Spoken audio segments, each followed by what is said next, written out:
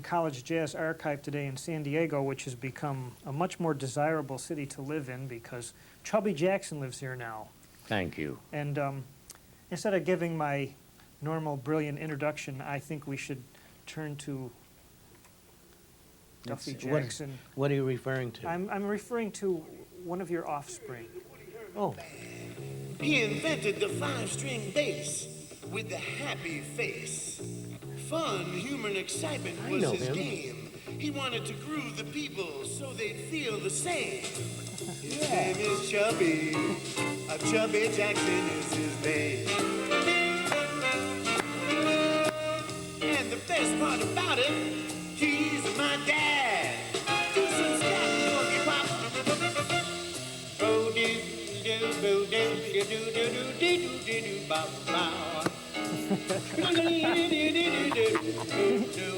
Did he learn that from you?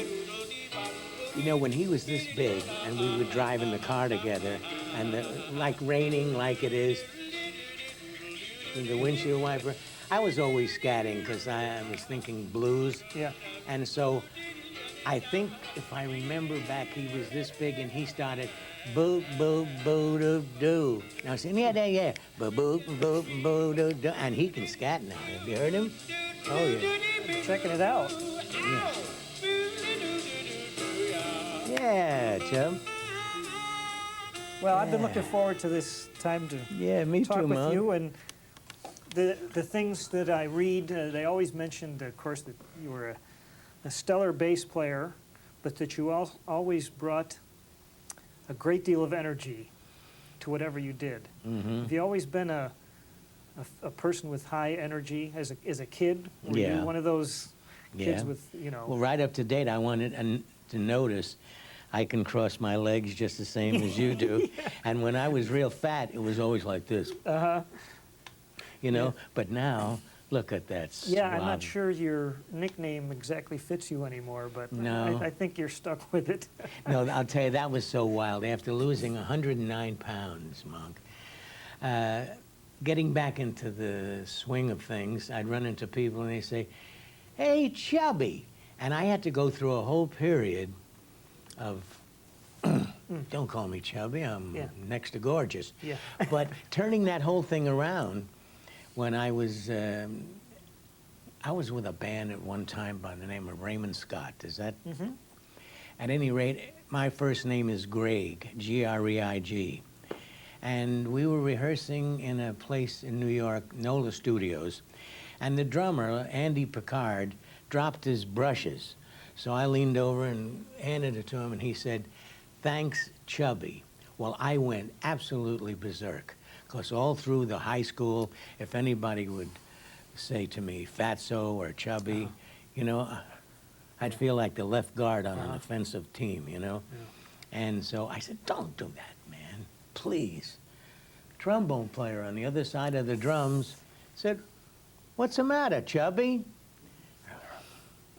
So we went to work that night, and Raymond Scott introduced me to come out and do whatever terrifying number that I did. He introduced me as Chubby Jackson, and I decided I was going to give my notice. So we get in the bus, and I don't really rant or rave. I mean, that was what my reputation was, happy monster. Yeah. But I was upset about that. Mm-hmm. I don't want to get a reputation as chubby. So this guy I'm sitting alongside of, I can't think of his name, but he said, what's the matter? He said, look at Benny Goodman, Woody Herman, Buddy Rich. What's the matter with Chubby Jackson? So I said, okay. And from that moment on, it helped because it was more of the character that I attempted to be on stage and off stage too than just Greig Jackson. Mm-hmm. So that name has stuck through all these years, and in a lot of ways I'm very grateful for it. Has a certain ring to it, and a lot of the musicians of that time, I mean, Pee Wee Russell. Yeah. I don't think his mother named him Pee Wee. No. And it's funny because he wasn't a tiny man, was he? No. He was I don't kind know. of I long often and thought, lanky. no, he was about, Oh, I would say about 5'10", and used to talk like this, real slow, you know. I don't know. You know that the slow talker is getting back to that. You know Shorty Rogers, remember him? Mm-hmm. Remember Al Pacino? Oh, yeah. You know, can you imagine those two having a conversation together? Shorty talking like that, and Al Pacino would say, "That's right, Shorty." Can you imagine how interesting? I mean, that could be something to think about. Oh. So, what brought you to the bass at a fairly young Yeah. age? Well, Arnold Fishkin, who was a bass player, my closest friend. He was 15 or 16, and he was playing with Bunny Berrigan already, you hear? And I used to go hang out in Long Island, some club, I can't think of the name, big club, where Bunny's band played. And I became Bunny's gopher, you know, get me a pack of cigarettes, you know, and that was the first nickname, it was Bunny. But I was so attracted to the musicians, the way they talked, the way they attempted to live. Down deep in my heart, I wanted to be an actor, be in plays, whatever else could come from that. But I was recommended to go to New York and audition for a play called Brother Rat. Well, I walked into the room, and all these people from the theater, they're all in one of these, "Hello, Jim, how are you? Well, Mary, darling, come over here." And I didn't feel comfortable in that area because I'd been hanging out with Georgie Auld and Joe Lipman and George Wetling and Arnold, of course. And so before I even was given the opportunity to read the thing, I backed off and walked out of the room, and that's the entry. And Arnold knew that I needed to play something. So he sold me Bessie, my first bass, for $3.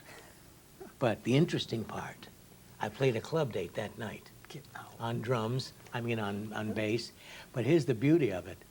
I didn't have any idea where any notes were, but I learned something immediately. If I don't know where notes are, shake my you-know-what and smile. And I played that whole night playing notes like this, and guys were coming over and saying, "Hey, man, I didn't know you could play like that."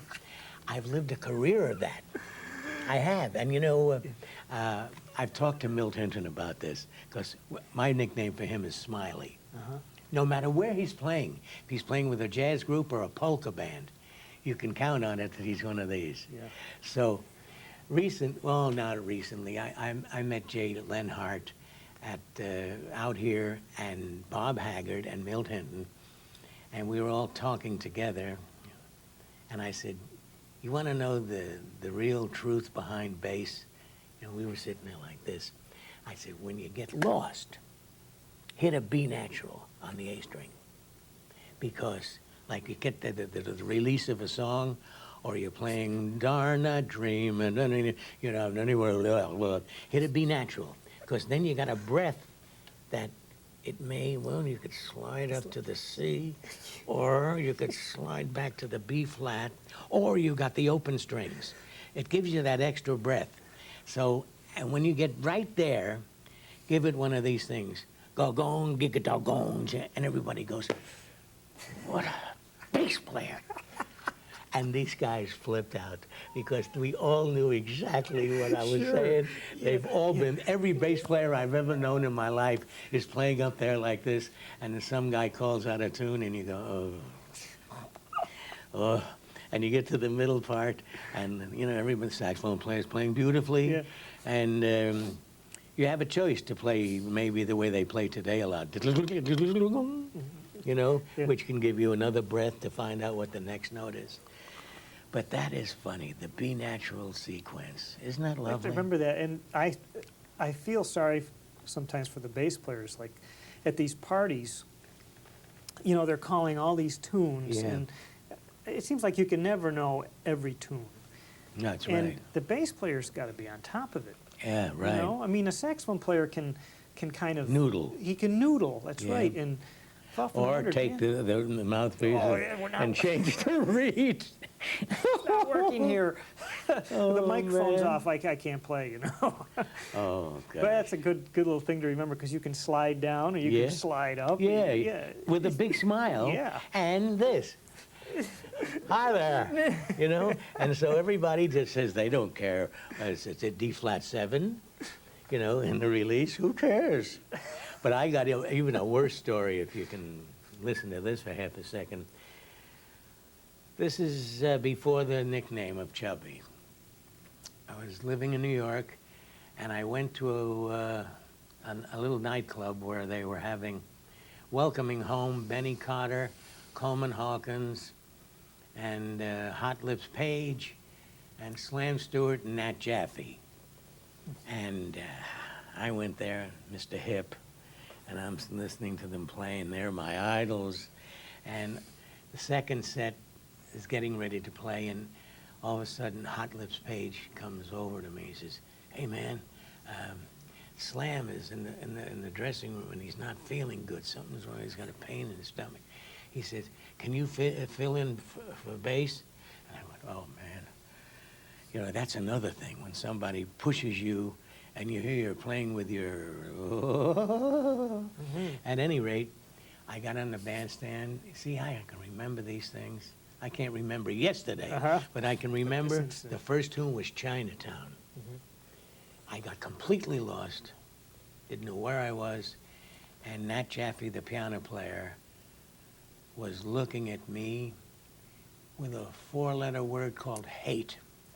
He was he's playing piano like this, going, "What the hell's the matter with this guy?" You know. And this time I remember, "Darn that dream." That's why that's never left me. Ba ba da ya, do do do do do do do do. Boo doo doo doo doo doo doo doo doo. I got lost with every chord. I was like sweating. I died. How I got through that set, I'll never know. I walked off, and my friend drove me back up to Washington Heights, where I was living. I cried all the way home, and that's the only time in my life where I got handed that. But it happens to all bass players. Yeah. As you said just a moment ago, we don't know all the tunes. Well, I remember when Roy Eldridge was playing on 52nd Street. All the comfortable tunes, all the tunes we all know, yeah, sure. Yeah, let's play some blues. Oh, let's play blah, blah, blah, sure. But Dizzy was now new at his game. So he'd get on the bandstand and he'd call some tunes that nobody knew, you know. And not only Roy Eldridge, but the piano player and the bass player, the drummer, and just played some time. But there was a whole period at that time, of musicians absolutely not knowing where they are. And at least I had that in the earlier part of my career, where like, well, let me go home. Yeah. You know, after that, you get a certain amount of nerve. You practice quite a bit. You jam. You get out the reading glasses. You do what is necessary to become a major league player. Yeah. And there, even up until today, you can get on the bandstand and some guy, just to be cute, will call out some tune, and you don't even know the first chord. So, but I think people should know that poor bass players they've always been the little hidden guy on the bandstand. Am I right? Yeah. Now follow me. They play like this. That was the bass player. Well, I decided from the first night that I played out on Long Island that was the answer. Because you know what it is? It's like an equation, Monk. It's like X plus Y equals Z. X is your playing ability. Y is the way you present it. And Z is the resultant of a good performance, right? Yeah. And Oh, I was accused many times because Woody's band used to advertise me the buffoon of the bass. And I remember Al Mastron, trombone player. See, I joined Woody's band when it was still the band that played the blues. Yeah. Shortly after that, the Herd started to play. Uh-huh. But when we played the Paramount Theater, for an example, oh, how I remember this too. I'd be up there tuning up, and the news would be on the screen, and Al would come go over to his place for trombone, and as he walked by me, it became a feature. He'd go, "Hi there, actor fella." Yeah, I was getting a reputation amongst standard musicians as an actor fella No because kidding. I performed. Uh-huh. And I noticed that if I did perform and I sweat and I moved, that I would get attention. Whereas before, the other bass players who were standing like this, a lot of people didn't even know there were a bass player up there.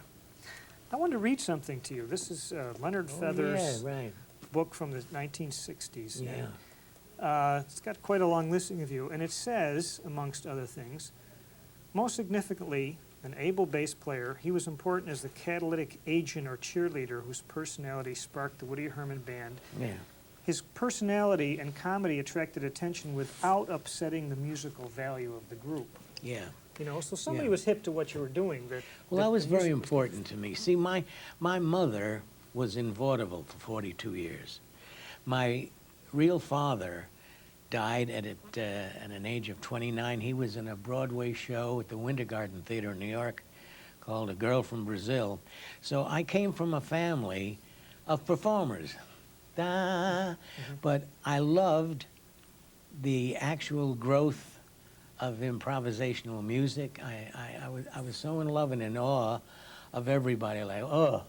But I also knew that in order to gain attention, I had to do something, because bass solos at that time were not quite as audible. There were no amplifier. Mhm. And bass solos, to me, were never, if I had my way, I would have soon played alto sax. I was furiously in love with alto sax. And so to play bass, the note used to die right away. Yeah. Now, what if I want to play boo da ba doo da doo doo doo dee doo ah? What if I want, because that's what's in my soul. That doesn't come out of the bass. Of course, now with the amplifier, you can go do boing. I mean, now it's a different instrument, helped by the electronic Right. situation. But in those days, I never was that attracted to a bass solo until I first heard Jimmy Blanton play. Because before that, bass players, to me, like Basie's bass player, the heck was his name? But, doggone it. You mean from the All-American Rhythm section? Yeah, with Well- Freddie Green and I can't believe I'm Well, drawing a anyhow, blank on this. Yeah. almost coming down chromatically. Ding, ding, ding, ding, ding, ding, ding, ding, ding, ding. Somewhere you have to be in the chord, right? The chromatic player. Right. And so, see, because Freddie Green was always going plung, plung, plung, plung, plung, plung, plung. So that when I heard Jimmy Blanton play, he would go, ba do do da, be don't do do go go go go. When I was saying, hey, that's cute enough to be a solo, and he breathes enough in between notes to make it sound like a solo. So, you know what I'm saying? Yeah. Who's a bass player in Denmark? Nils Neil- Henning Pedersen? Yeah. I think he is absolutely so fantastic. I have a video at home of him with Oscar Peterson. And I met him over in Holland. He was with Oscar, I was with Lionel Hampton's big band. But I studied the way, I said, he plays great time, because I'm a time bass player. I mean, that, I think I had the reputation for being a time bass player. And so I studied Nils. Then he starts to play a solo, and he would breathe between notes. Do, be ba da, dee la da da do da. And all of a sudden, it all started to make sense. And of course, Oscar Peterson's backing him was lovely. And a lot of bass players today, they're up in 4th, 5th, 6th, 12th position, Yeah. you know, like up in here. To me, I think that playing in bass is bass. I spent some years playing with Davy Tuff. Monkey taught me how to play bass. Oh boy, you know what he did? First of all, he said, he tuned his drums to a C major chord. No kidding. His cymbals to a C. He had a special cymbal for tenor when Flip would play. He had another cymbal, on that same cymbal with Bill Harris. He had an ensemble cymbal, you know, the one with the nuts and bolts in it. He'd taken all out but one. And he'd make like he's cutting a piece of pie, and it didn't have that, but it had, that's the ensemble.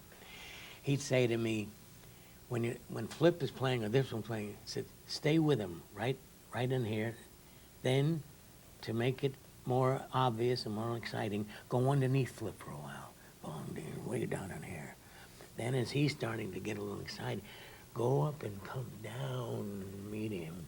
And then jump from here and then go down and with his eyes. He's telling me this. And when it's the ensemble, stay low. Because when you get up high, you're up in here somewhere.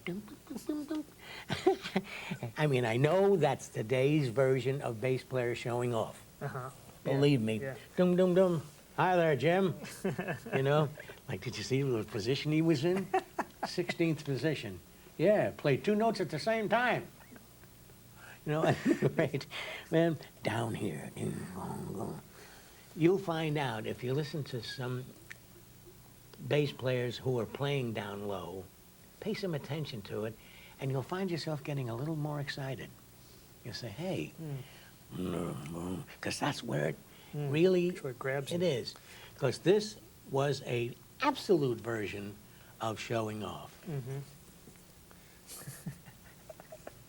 You know, but Well, listen, from that first gig you went out, the first day you had your bass, yeah, you played a gig that night. yeah.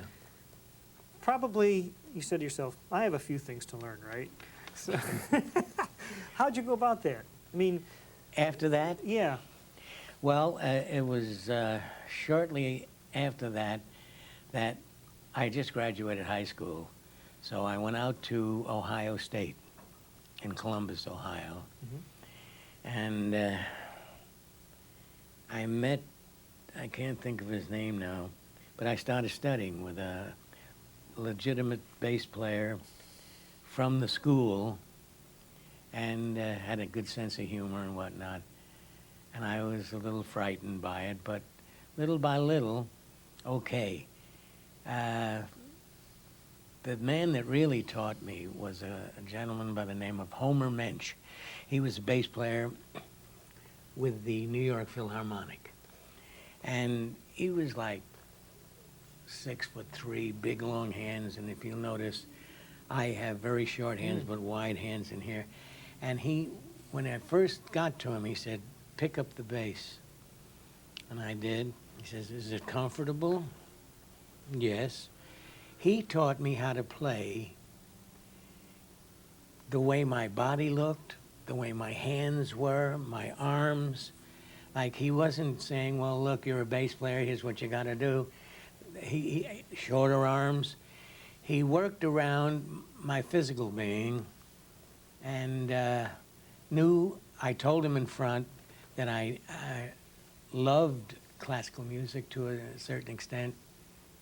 I loved, let's say, I love city eastern music instead of country western. And City I see you frowned there. You didn't know what I was going to say. But anyhow, he knew I wanted to play jazz. So when I used to go there every Thursday afternoon, he would point out different ways, and he'd say, you can play this up in this position if you want, blah, blah, blah. And little by little, certain things started to come to me about the fingerboard. But playing with Davy Tuff, he took that knowledge that I had received from Homer Mensch and told me what areas to play, the strong area when the ensemble's going. Don't go crazy, but get into a thing where it's walking with such. And this little guy, he had feet this big and used to wear these black shoes with no laces in it.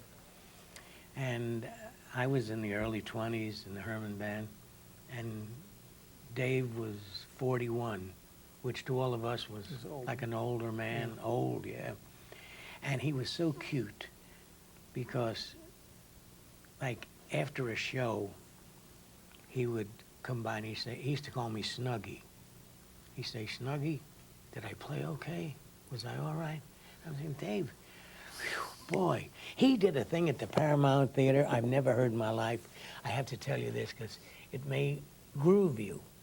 I was out front doing my bass number. Mm-hmm. Follow me? Yeah. Tempo about here, okay? And then there's three, it's a blues, so there's 3 12-bar phrases with a band and Pete Condoli screaming, and I'm playing, ding, ding, ding, comes for that thing, and all of a sudden I'm playing, and the tempo dropped. And I got like, did I do that? But while I was playing, I said, I feel like I'm hearing 25 trumpets and 30 trombones. I said, the band is expanded. So, whoa. I got back, and when the pit was going down, I went to him. He said, Dave, did I, well, he said, didn't you dig that, Snuggie? And I said, what do you mean? He said, look, when a thing is going, he said, and if you get it down here, he said, it catches on, and it gets broader and wider. And he said the same thing with, he said, I haven't done this before, but he said, I just wanted to try it with you. He said, look, when the band is right here, and we're getting in 2 last choruses, when we're going to scream and run through that wall, he says, I'll take it up this much. And he said, the tempo gets sharper and wilder and furious. And he said, it's the change of tempo. From that day on, we were changing tempos all over the place. And it made so much sense. No band has ever done that since Dave was in that band. And I recall it as if it were 10 minutes ago, because I was playing next to him. Say, if I'm playing this way and you were Dave, I was right here. Oh, I need one of those cookies. What is it, the thing? Need some water? No? Need one of these? Yes, yes, yes. You don't mind if I... I'm sure. Margot. At I'm any sure rate, you'll return the favor. thank you. You don't mind if I do that, do you? Should have had the well look. At any rate, I learned so much about that way to play, and what a feeling. Can you imagine now, say when you get back home and you're able to stand in front of a band, or you're with the band, and you know how the arrangers used to write, and they weren't aware of the fact that you could change a tempo, because band leaders, as a rule, always wanted it to end where you start. That's not human. Well, was that partly because of the dancers? You mean why they wanted to end at that? Yeah, they didn't want to mess with the tempo because of the No, dancers? it was an unwritten law that if I beat the tempo of 1, 2, 3, 4, and da-dunk, da-ding, da-dunk, that it should end at that same thing. But that's not life.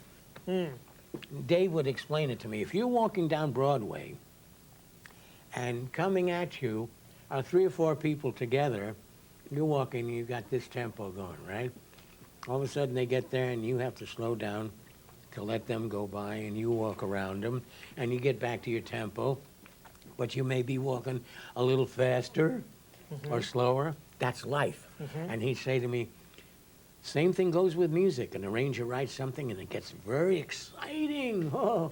So let's change the tempo here. And all of a sudden the band gets another feeling. You hear? Yeah. Just for fun. Try that.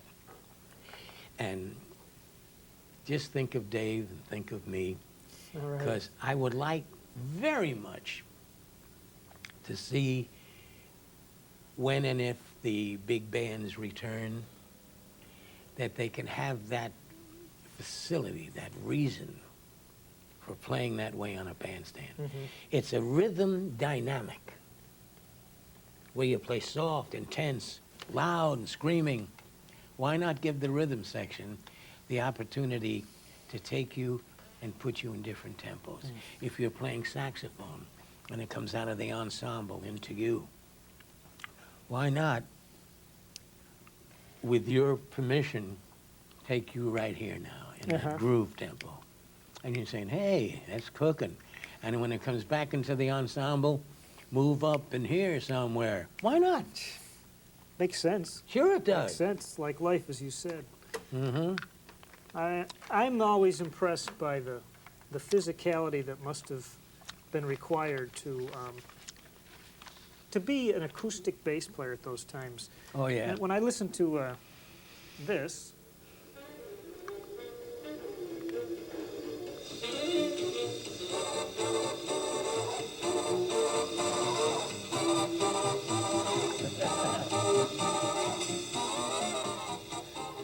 I think of you back there Yeah. with, like you said, very little amplification, driving that whole band. Did you ever like experience any Oh. physical? Oh, yeah. I mean, Oh, yeah. A lot of times your arms get numb, your fingers too. You're playing and all of a sudden they start to shake because your whole body is carried away with what's expected of you, but physically at that moment, you're not up to it. You know what I mean? Because everybody else in the band has a moment to sit with the horn in their lap. We're doing until the end of time. That's good, the end of time. You like yeah. that? And I picture some of those jam sessions, you know, where the horn players are lined up, you know, and everybody's playing I Got Rhythm. Right. And they come up for 4 or 5 choruses, next guy. And you guys are back there Yeah. playing through the whole. And then someone looks at you and says, take one.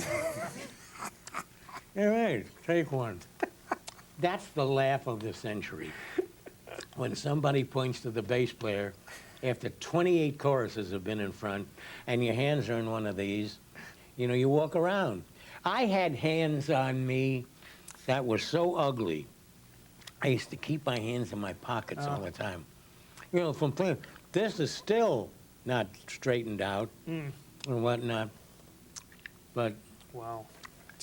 Carnegie Hall, Everett Hull walked in. And I was the first bass player to play with an amp. Here we are going to go on at 8 o'clock, and at 4 o'clock in the afternoon, he took my whole bass apart. Ooh. I died. You know, you ask any bass player, don't touch my bass. Yeah. Because every bass player has a different set of strings height, Mm-hmm. this and that. And he took it over to the sound post. So he set it up, and I said, boom, boom, boom, boom, boom, boom, boom, boom. So he said something to me that I pass on to every bass player that is playing an electric bass. Don't turn it up too high. Why? It plays you. You're not playing it. It destroys intonation of the whole band. You're playing boom, boom, ding, boom, boom, boom. What happens to the intonation in a band? It struggles. The time struggles in the band. So turn it up so you can just hear it. Yeah, that's nice, but not boom, tim, boom, because that's why rhythm sections are not swinging that hard anymore. Yeah. The notes you hear, one hangs on to the other. Mm-hmm. Boom, boom, boom, boom, boom, and the drummer playing like this. Like, It should be ding, ding, ding, ding, ding, ding, ding, ding, boom, dong, ding, boom, bing, boom, boom. Now, they're like a married couple, a man and a woman, I mean. Yeah. Yeah, I got you. Oh, well. And when they swing and cook together, the whole band, if they're all good musicians, they can have a sense of knowing how to feel crazy. Like, yeah, come on. If the bass and drums are swinging, the band cooks. You know? Yeah. I'll tell you, I haven't been playing, but I just wanted to show you this. I brought it. Aww. At any rate, I'm writing. I just finished a book, and it's called The Happy Monster in That Fine picture. Print. Isn't that the lowest? Explain that picture to me. Well, it's very difficult because it's really nuts. I mean, a guy took a picture, and I've always been this. I did a dumb thing. Igor Stravinsky came up to the Paramount Theater backstage to rehearse the Ebony Concerto, and this is wild. It really is. Music. Huh? First sentence. I have to admit that musicians are strange people, and so are their credit ratings. Right. Yeah. That's so true. But at any rate, Stravinsky, I got the bass parts 2 weeks before. It was like this. First note, 1, 2, 4. I said, oh, man. Here I've been playing all these Ralph Burns things, Neil Hefti. I said, look at this bass part.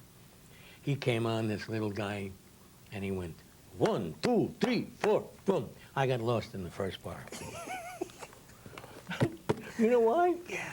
He didn't have the rhythm section together. Oh, The drums are playing king over here. The guitar player was off in left field somewhere, shagging flies. And piano player was sitting going plump, boom, and I'm going boom. When I you- fainted. But then, after the thing was over, he wrote a hard thing for Flip Phillips. So Flip is struggling through the thing. So he stops the band, this little guy, Igor Stravinsky, and he said to Flip, my good fellow, what you are playing is very nice, but what I have written is much better. That did it. The whole band collapsed. Flip was sitting there, smiley. And so, naturally, what I'm getting to is Stravinsky came over, and he's going around the band, and he finally got over to where I was. And here I got the 5-string bass, with the C on top. And so he took the bass. So the guys with the photographers are taking pictures. I should have stood there, like chief of staff, yeah. Hi there. Instead, I did one of these. Well, I've tried for 40 years to see if I could find some way, find a connection to get a picture of I'm standing with Stravinsky. Yeah. They wouldn't let me have it because I had overstepped my bounds, which I've done many times Uh-huh. in this life of mine, to admit it. But all those things were very exciting. We played Carnegie Hall with Walter Handel playing, and that was such a victory for all of us. And the next night we played the Lyric Theater or something in Baltimore, and we were playing Ebony Concerto. And there was somebody else. Walter Handel couldn't make it. So one of Stravinsky's pupils, sidemen, whatever they call it, came in. The band got completely lost. And for the first time in my career, we got booed. Ooh. Imagine the night before it's one of these. Yes. We walked down The ultimate. 7th Avenue and Broadway like we owned. The next night we were booed. Shows you where life is, huh? Wow. Cheers, booze. Cheers, booze. All through life. I don't mean booze. I mean Yeah. B-O-O-S. Thank you. It seems I had read about when you were working on that concerto that you guys were also working at night, that you were playing gigs at night. Yeah. And then during the day you'd have to go up and you know, Yeah. struggle through this music with Whoa. him. It must have been a real Whoa. He wrote a part for Woody that was pretty difficult. His conception was, if you're the leader, you got to be the best player in the band because, you know, that's why you're leader. Woody was going. He finally got it because he decided, I'll tell you, I can't tell you too much or talk about Woody without saying this man was the nicest, most gracious man I have ever worked with in my life. He had interest in us. He let every one of us play what we felt. I mean, like Bill Harris, you feel like playing it that way? Go ahead, flip it. Where other leaders tell you, this is the way I want it to sound. And nasty in a lot of ways. Woody, we used to call him Mr. Shrug. If disaster would come, he'd go, that's it. I mean, recently, this is funny too, I write a column for The Herds. You know the Herds that A.J. Julian has, and we used to be in Boston. It's all about Woody. Oh. It's, I mean, and it's he's got a huge audience. I mean, all Woody's fans. And I write once a month for the band, and I wrote of 2 times that I saw Woody get upset. Milwaukee is his home. The band is #1. We get to the Riverside Theater, and the manager of the theater is a man, I can't think of his first name, but Weisfeld was his last name. He remembered Woody when he was this big. All through the week, he was coming back to Woody's dressing room. The band stinks. I mean, it's too loud. We don't need that. And what do you think you? And here's Woody's with the top band and raised. It brings back the idea you can never go home. Any rate, the last show. Oh, I'm playing Holiday for Strings. He turned the bass mic down. I didn't hear myself, and of course the band is playing ensemble behind me. So Woody got on the microphone and said, "Ladies and gentlemen, I'm very thrilled about being home, but this is the last time I'll play this theater. This gentleman here is a very good friend of mine. He knows my mother and my dad." But he said, he made it so hard for me and my band this week. That's one time. At the Metronome in New York, he had his band, and they hired me to have a small group in between the sets. So we're just finishing, and Woody's walking around. So I put the bass down, and I walk over, and he's fixing his reed like that, and a big hug, and the boss comes over. You know, the New Yorker talks like that. You know the New Yorker sound here? And the guy says, "Hey, Woody Herman, get on a bandstand here." He says, "Look, come on now." He says, "I'm paying for the band here." And Woody was saying, "Excuse me, sir. I mean," he says, "Don't give me none of that, excuse me, sir. Just get on a bandstand." So Woody said, "Look, if you say that again to me, I'll tell the whole band to go home, go to the hotels. See you later." Of all the years that I spent with Woody, that's the only 2 times I've ever seen him just get... Guys used to not be able to come to work, and you'd think a leader would get, Yeah. "Pete Cantoli's not here. Who next show?" Leave it to one of us. And we'd have somebody there, and he'd just look up at the new trumpet player and go, Yeah. "What an attitude." Well, it's interesting too, the 2 instances you pointed out, he didn't even explode, right? He just Yeah. calmly stated his peace Yeah. of mind. And I learned a lot from him with that. Because in this business, it's like a yo-yo being set free in an elevator. 1 minute, it's up and down life, right? Hey, how are you, everybody? The next day, you're like this. Yeah. On Cheers the bottom and of the booze. thing, looking for the back door to leave. Yeah. And he just, although we saw him, my wife Margot and I went to some place in Florida to see the band. And this was shortly before he got sick. And I saw that he was tired. You know, after all, Just a lot of- 7 nights a week because he owed the government, Yeah. which was a big drag. Not that owing the government is a drag, but I mean, I was with the band when the manager was taking all of our, what is it, Social Security? Security, Yeah. And betting on horse races all over the United States. And he got caught and was put in jail 7 years. All of a sudden, Woody gets a letter from the IRS saying, you owe $1.5 million or something. And it forced Woody to keep working. And he tired. After all, it's got a bunch of younger guys in the band all saying, hey man, what's happening? We started that. Hey man, what's happening, right? And so he didn't have anybody to relate to, really, Yeah. where he could sit with and be himself. Yeah. You know, he had the younger generation with him in the band, which were great, but there was nothing between them.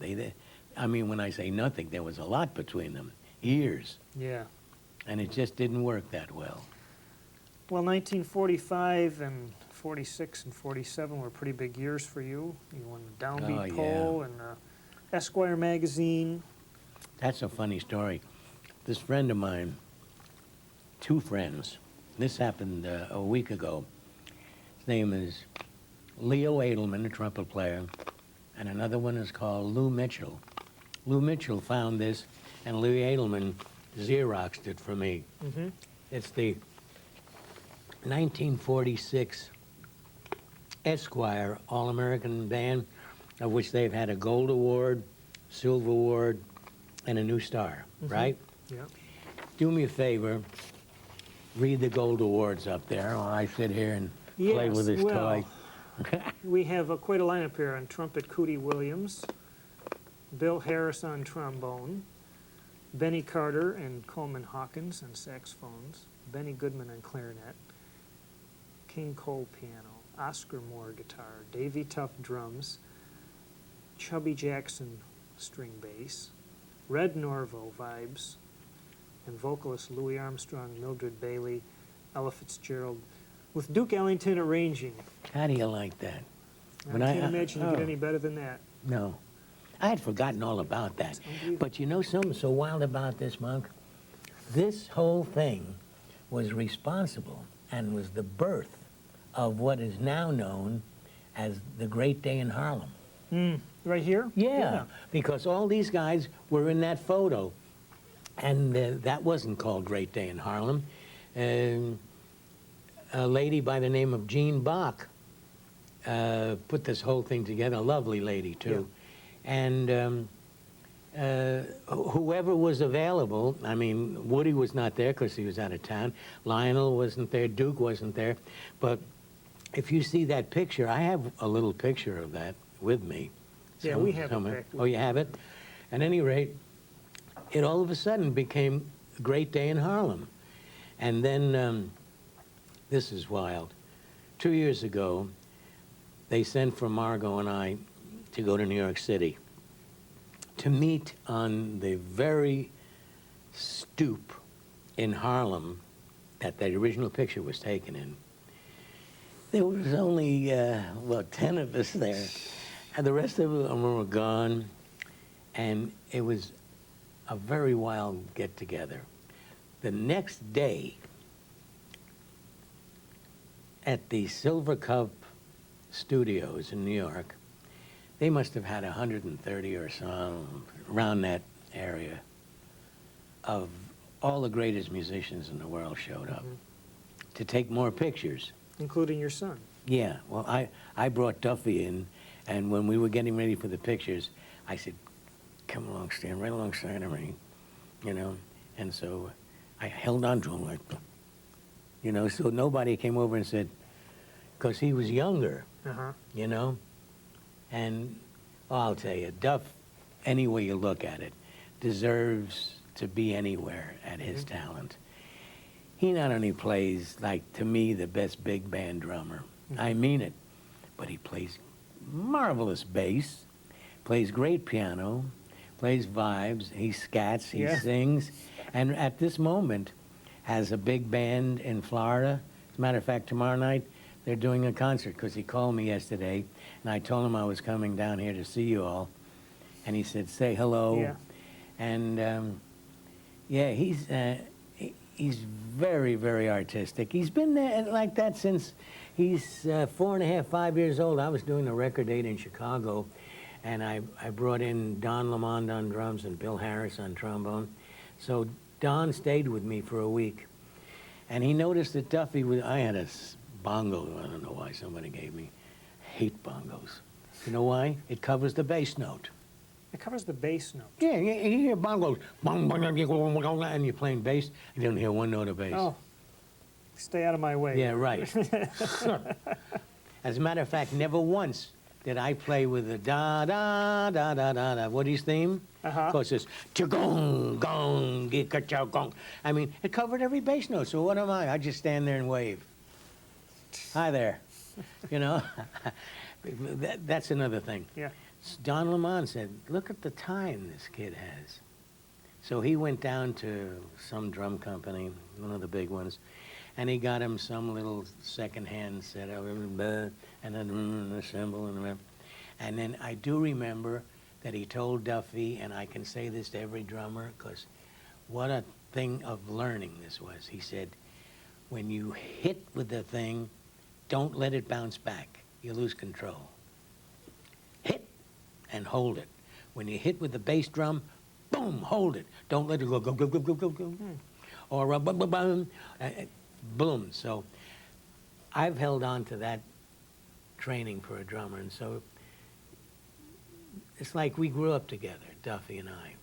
And I watched him, and he used to come in and sit in when I'd be playing when he was 10 years old, 11 years old, and upset the whole place. You know, he was just a kid, but he loved his music so much. And he certainly has quite a history now. He's played with just about everybody. Yeah. And he knows, he goes over to Europe quite a bit because that's a very good place for a jazz musician to go. I wouldn't say live because I don't know that much about it. But just to go over there, you make some big bucks, Mm-hmm. and everybody loves you. Ha ha ha. Yeah. And he lives in Pompano Beach, Florida, which is very lovely. And he calls me every now and then, Dad, and I say, uh-oh, here it comes. You know, I'd have to go, I'm in one of these. Yeah, that's right. Mm-hmm. Yeah, baby. Yeah, mm-hmm. Oh, is that what happened? Mm-hmm. So finally, I got with Duff. This is a couple, 300 years ago. I said, Duff, do me a favor. I love you so desperately. Don't call me on your phone and lay all of that on me. Mm. I said, I'm another person. And I said, I've got my directions of woe. And I got places where I trip and fall and skin my nose. Don't step on me while I'm bleeding. Mm-hmm. Oh, okay, Dad. Phone would ring 2 weeks later. Dad. So finally, it got to the point he understood me. My daughter in Hollywood last year wrote a sitcom, which she's presenting around. You know the name of it? Don't Tell Dad. Oh, all right. Well, yeah. All right. And in other words, I have two daughters, right? Uh-huh. And Duffy, and they're together like that. Don't you think he's going to tell you, look, me? And you know what I mean? So, and then they say, shh, don't tell Dad. So isn't that a cute idea for Well, you got it. You were into TV yourself. Oh, yeah, I had a Tell me kiddie about show. Chicago a little Well, I'll tell you, Duffy was born, he was 4 or 5 weeks old, and I was with Louis Armstrong at the Chicago Theater. And I couldn't leave my wife. And Mino was 2 years older, a little baby, so I had to tell Louis that I couldn't go to London with him. So all of a sudden, I got an offer to go on staff at ABC in Chicago to be the bass player on Kukla, Fran, and Ollie. bit. All right. You dig this? Sure. You wear his dum, tiddlum, tiddlum, bum, bum, bum, bum, bum, ba bum, bum. And that's all bass I played. With all the bass I've ever played in my life, that's what I had to play on the Dead Work show. Well, one night, or the day before, Bert Hilton came to me and he said, it's you and me tomorrow. He said, what's the name of the girl that was on the show? Well, anyhow, I wanted you to give Beulah Witch a bass lesson. So on the proscenium and okay. it's got the little, you know. We rehearsed, we got on the show, we did exactly the opposite of what we'd rehearsed, and it got funny. This is live, right? Yeah, live. And all I need is to push a button to say, go nuts. And that's just the very Oh, beginning really? for me. I hadn't noticed. You know, la la la la, loo-hoo, you know. So all of a sudden, I get a call from a gentleman, program director, Danny Shuffman, called me that night and said, Bert Hilstrom just recommended you. Said, we're bringing in a show called The Little Rascals, you know, with Spanky and all of them. And okay, so about the end of the first week, I was doing The Little Rascals, and the guy brings in a commercial. I'd never done a commercial. Silver Cup Bread, ha ha ha. And so here's where you put the bread in, toast it.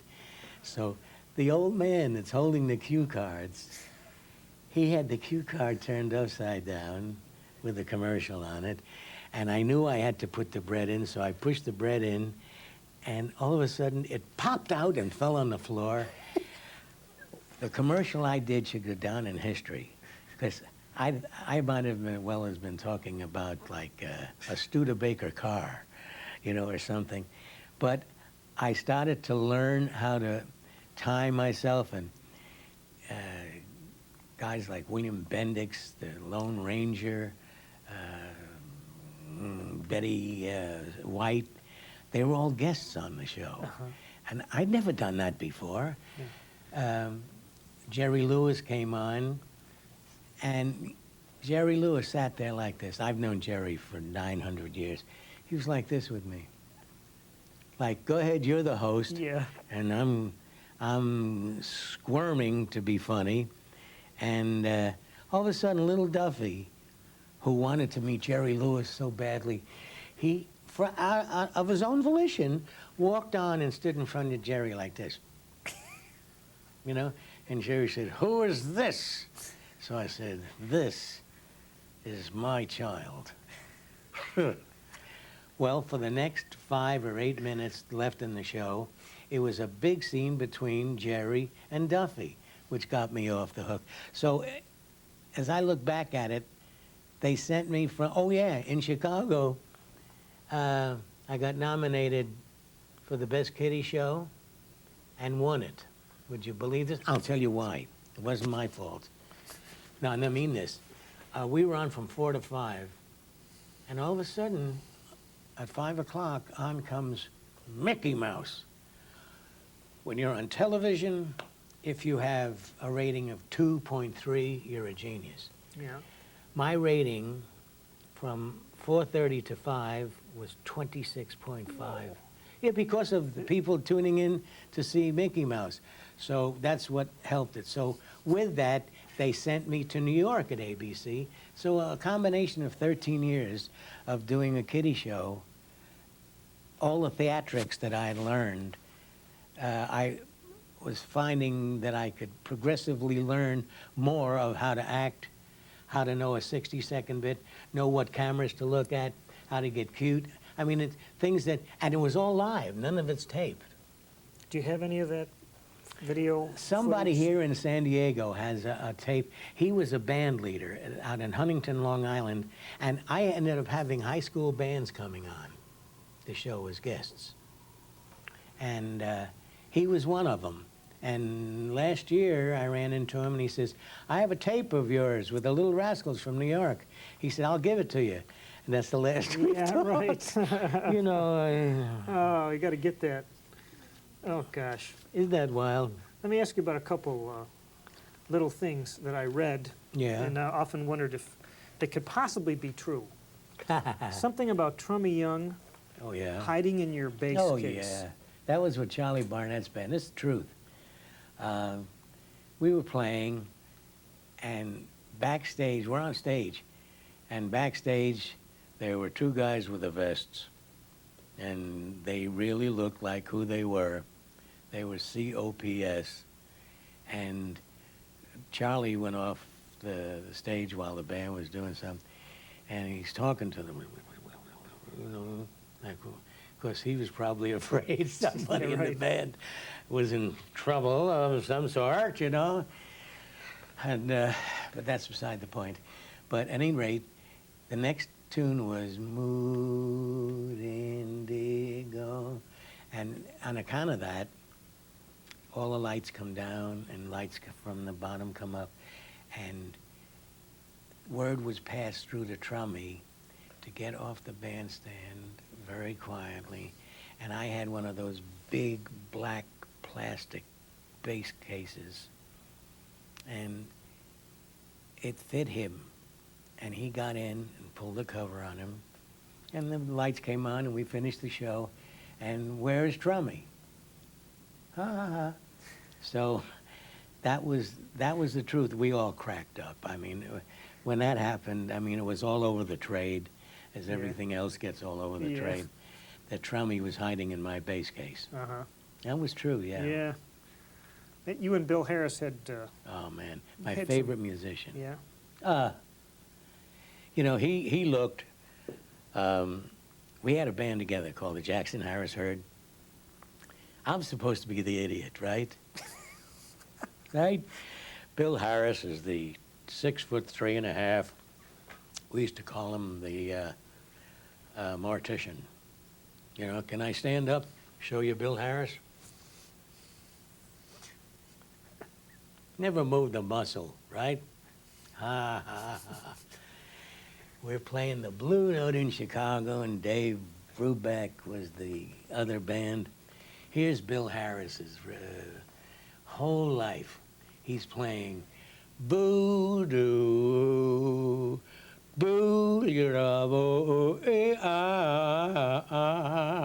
that feeling he had, the vibrato from the mouth and all that.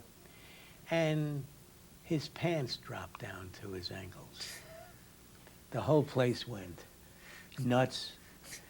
To this day, Dave Brubeck looks at me and goes, and so, because the next night, one of the waitresses brought him in, and he had long underdrawers, you know, the white things with long white legs. He had that kind of silly sense of humor. Mine was outgoing. Uh-huh. You know, if I say I'm going to run through the wall, you can bet I will. Uh-huh. Bill would, oh man, he did. What's this thing with the slide, the trombone, that he could play out to the side or something because he had a little crook in the mouthpiece or something? I don't remember that well. It could be, but one thing that always killed me about, you remember Caledonia? Yeah. We recorded it, and none of us really noticed at the moment. He was playing valve trombone. Uh-huh. None of us ever saw him play valve trombone. Oh, yeah? What the hell did he come up with valve trombone? Uh-huh. You know? He was the one guy that when it came to letter K, where it's time for the trombone to play, we were all like this. Because every time, every night, he'd play something different, Monk. Not the comfortable attitude of a musician. No. Say, I play boop, boop, boo, doo. No. And play it every night. Uh-huh. We were like this, and me, the cheerleader, right? Yay, Bill! And the whole band was going, yay, Bill, baby! And he's playing. I'll tell you, he's played some things. I have tapes and records at home that there's one thing that Neil Hefti wrote, and I can't think of the name of it, that we did record it, but it never got anywhere. But it was so beautiful. Oh. And I have to admit that I am the worst button pusher in the world. I push a button and the place either explodes or decides to leave town. Like, and I was playing one and I pushed the button and I erased the first 8 bars. This is the favorite thing of mine with Bill Harris. Something that I would, you know, the tune Everywhere? Uh-huh. Like, it's so beautiful. And when I hear him play, and it's such a simple melody, I mean it, seriously. The fun-loving Chubby starts to get Uh-huh. tears and cry. Yeah. That's how much Bill Harris got to me. Oh. We'd known each other, oh man, close to 20 years, and we never had an upsetting word with each other, which is normal.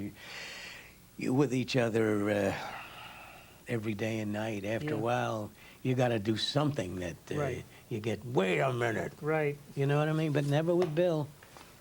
Oh, man. You had unbelievable lineup in 1945. There's a little quote here about the rhythm section. By mid-year, the brilliant rhythm section of pianist Ralph Burns, bassist Chubby Jackson, guitarist Billy Bauer, and drummer Dave Tuff was in place. And I guess if there was a rhythm section to give the bassy one a run for their money, Yeah. it was probably you guys. Yeah, well, that's because, as I said, the credit really, I feel, goes to Davy. Because, as I mentioned before, he taught me how to play bass. And he would capture my enthusiasm and put it in place. Mm-hmm. You know what I mean? Yeah. And, oh boy, Billy Bauer. Billy Bauer is so cute. He's built like this, all right? At any rate, we'd be playing theaters, and an act is on front, like a comic. So here's Billy that's got a build like this, right? And all of a sudden, he'd go, Chubby. He had a voice up in the soprano, Big Billy. And I say, what? He said, did you hear that? And I said, what? He said, one of the stagehands just said, what's that bald-headed guitar player playing with a bunch of young men for? I said, I didn't hear that. All right, we go on the next turn. Chubby, did you hear that? I say, what? He says, somebody in the audience is making fun of me. I say, oh, Billy, well, I finally got a hook on it. Did you hear that? I say, yes, I did. Oh, man, they shouldn't talk like that, Billy. But look, forget them. They got their own way of life. They're in a lot of trouble. And he's sitting there like this. Because that was Billy Bauer. Yeah. Like, he was always like that. He's got that New York sound, and he talks like, and here he is, he's 81. He teaches. He's a good teacher. He's got a big studio out in Albertson, Long Island. And he just recently put out a book called The Sidemen. He put out a book. One of his students, a lady, literary artist of some sort, Yeah. put together a book. But man, if you would hear, or rather read, some of the stories, like, and his grammar is like, you know, so I said me and Chubby, and this one is that. That's the way he talks. It's bad grammar, but he's telling stories, endless stories. Margot and I were hysterical. He sent me one of the books. In the back, he's got a section of how many records he's been on, and I'd be looking at him, and I'm almost on every one with him. I'd forgotten all about who I recorded with, when I recorded. Yeah. And I'd say, hey, I'm on that record. And the thing is going fairly well. And so Don Lemon now, there's another goodie. Mm-hmm. Yeah. And you know what? I have a nickname for him. It's Don Lemon, right? I call him Itchagaboom. Itchagaboom. Itchagaboom. He's always playing Itchagaboom. You know, anytime there's a fill, it's an Itchagaboom, ching, ching. So he just wrote a book, and it's doing very well. So I said, look, if they're all writing books, I'll write one, A Happy Monster. I have another one, and someday I may just show to somebody, which I frankly doubt. But it's got a beautiful title. It's called live with it, and shut up. You like that? Yeah. See, I'm afraid to send things to publishers There's a because the publishers, like the readers, probably just graduated Cornell. Yeah. And here I am at my age and stage, and I'm writing with my flair of humor, and they read this, oh, ugh.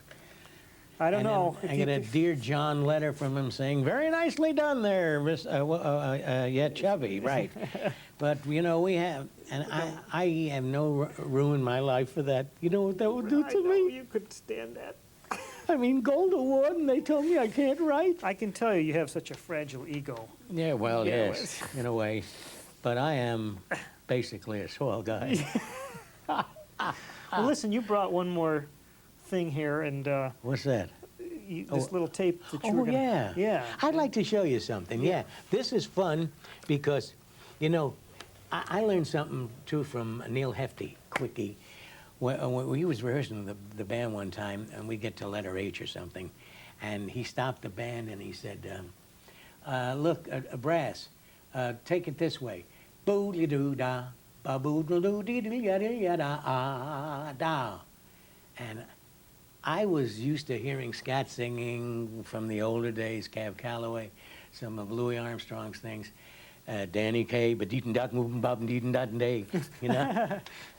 And so when I heard Neil do that, I said, he's sounding like an instrument.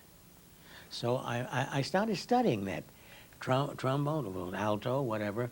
And if it's D, well, you got it there. So you want to go dee-da-dee-da-da, dla-dla, dla-da-doo-dee-da-doo-da-ba, ooh-dee-doo-da-doo-boo-da.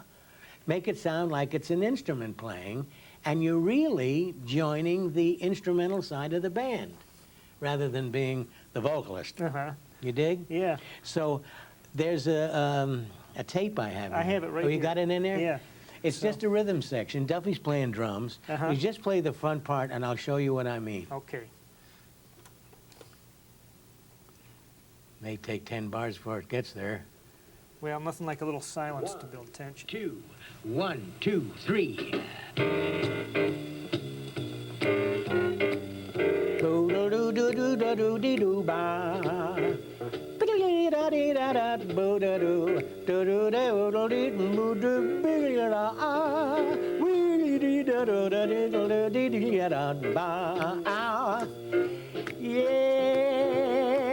Yeah, boo boo, do do do do do do do do do.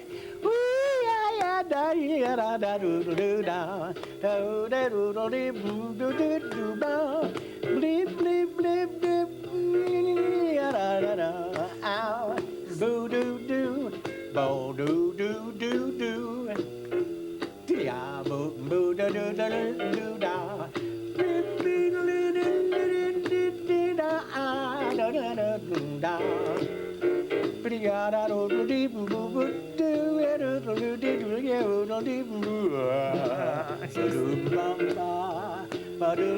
All right, everybody. Da da Da da da da. 10 minutes here. da da da. Ow. Yeah. And it's All right. I Isn't that think fun? that's out That's there. fun. That's great, I'm always man. doing that at this age. I don't know if you can teach that or not. Yes, I'll can, tell you, yeah. yes.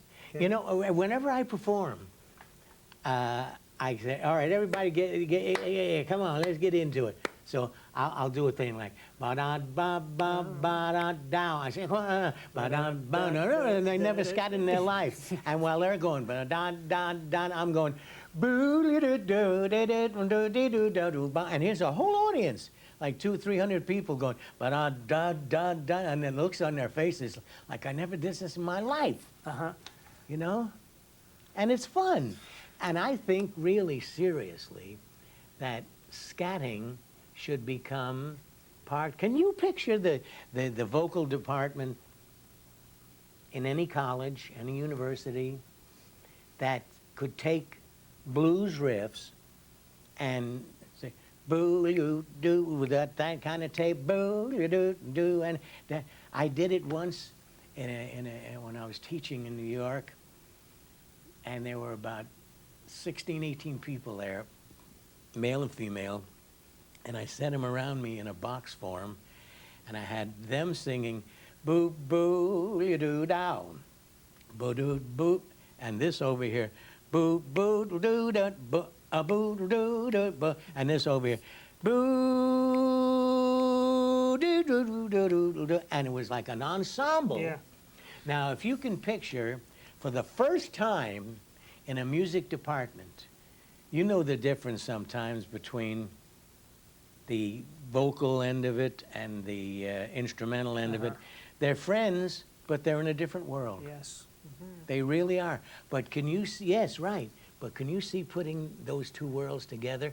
If the band is playing something and you got a choral group there and they're scat singing, and I have all the syllables written down. Boo-da, doo-la, dla is D-L-A-A, and it's all, and so it's teaching them to go gla, gla, rira, bow, yeah, doo, doo, doo, doo, da, and the band is playing boo, boo, doo, doo, doo, doo, doo, da. They could, da.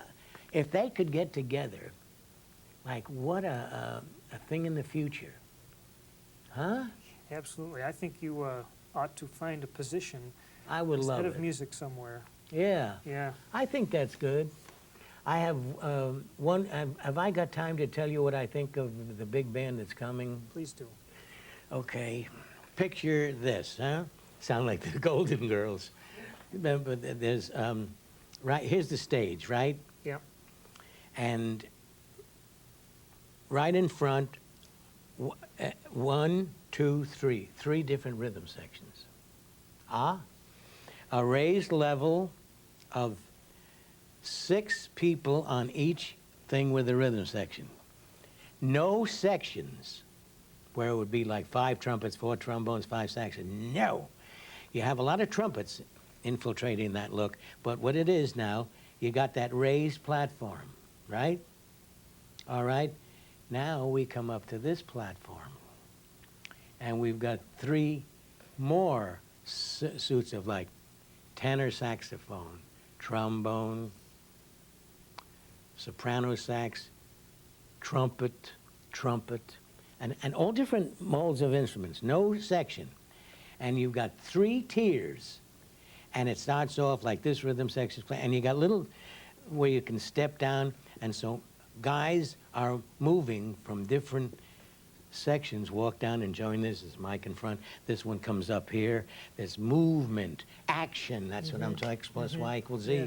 And it's in a stadium somewhere with like in the half of a Super Bowl game with the choral group out front singing and scatting like mad, and some dancers out there, the people that do those, when you got people on the shoulders and doing all those triads, and these guys are playing. Now picture when the band is playing ensemble, all of them together with the 3 rhythm sections playing, and if you can just visualize the sound that would come out of that band that's got all different horns alongside of it. In other words, it's like a small band made large. It's like 53 musicians, and you write all these things, and this section plays a little something over here, and all of a sudden this section plays, and that rhythm section jumps in, and it's a movement back and forth. There's the rhythm section there, and this band's playing, and this guy's playing, and the whole ensemble. Monk, I dream of this at night. I even talked to Neil Hefti for 1 hour on the phone about it, and he was giggling. He says, "Oh, that's you, Chubby." He said, "But don't put it down, because if that could happen, it changes the entire," is the word venue? Yeah. Sure. I mean, the whole scene becomes a different looking scene. Guys are standing, nobody's sitting. Everybody's standing up like this and moving and playing the horns and then walking down to the next level or walking back up, and there's action going on all the way through. And the music Doesn't have to be written like 16th notes all the way through. Al Cohn once said to me, "Can anybody play a whole note anymore?" Like la. Why does everybody got to go? I mean, this doesn't make any Yeah. sense. It shows off. That's like the bass player playing up in the 16th position. But that's a thought. And if you can put it in your mind, if you ever have a chance to try anything like that, just close your eyes and try to envision what we talked about here today. Because I'll guarantee you, you'll blush. Because this could be the next century. Quite a vision for the future. Yeah, it's just a thought. Great. But we have to have people thinking. Like the big band, sure, 5 trumpets, well, yeah, that's great. It's all in sections. And there's a limitation to that as of now, but not with these kind of instrumentations. Different instruments. You know what I mean? Like, Yeah. you can have French horn, you can have anything in there, but somebody who knows how to write, like, to me, Johnny Mandel and Neil Hefti and Ralph Burns. We just had lunch, Margot and I, with Ralph Burns. All right. Yeah, he came down from Florida, not from Florida, from Hollywood, to do a thing on, I don't know, some guy. And he called us up and we went out. He's too much, that little guy. Well, What a listen, writer. I never myself going to look at the equation x plus y equals z the same again. Thank you. And It makes sense though, doesn't it it? does. And this has really been absolutely a fascinating Oh, thanks, hour and a Mom. half or whatever. And For me I have too. a feeling if we get out this way, we're going to have to do part 2. I'd love know, it. I love it. It's just been, Yeah, I'm very good as I can grateful and imagine. thankful for the opportunity to say things, because, you know, the age is starting to pile up, and if I have an opportunity every now and then to be something which was Chubby, yeah. you know, it's a groove for me Yeah. too, man. Well, you're looking great. Hey, thanks. Thanks so much for your Oh, time. man, it's been a pleasure, Tim. Everybody. My wife is the inspiration of my life.